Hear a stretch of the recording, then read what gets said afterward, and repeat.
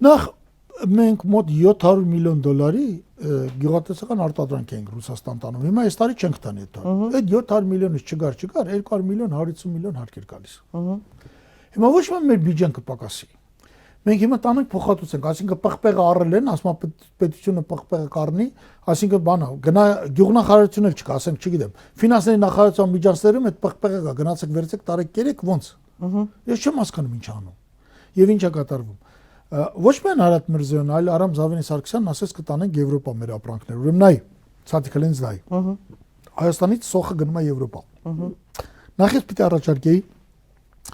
եւ Հանրապետության կուսակցությանը եւ Արարատ Միրզոյանին 5 կիլո սոխ տար վաճառ արի, ես քեզ 100,000 դոլար փող կտամ։ 5 կիլո սոխ։ Այն որ ինքնաթիռով էլ կարաս տանես։ Տար վաճառի,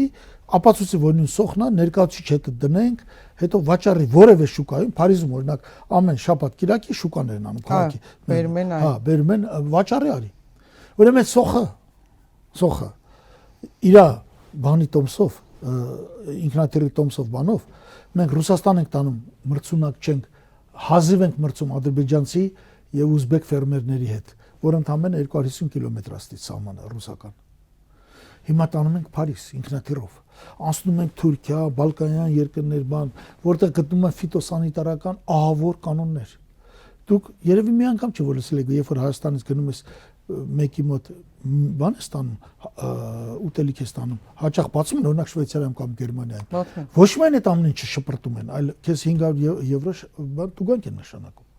Շատ բան չես կա։ Գերմանիա էլ չի թույլ տալու։ Մենք նստենք քննարկենք, ես մայն պարզապես ուզում եմ ասեմ Արարատ Միրզոյան, ախ ելքդ գլուխդ ավ գեհանգեր։ Այդպես բաներ, այդպես անհետ բաներ մի ասա։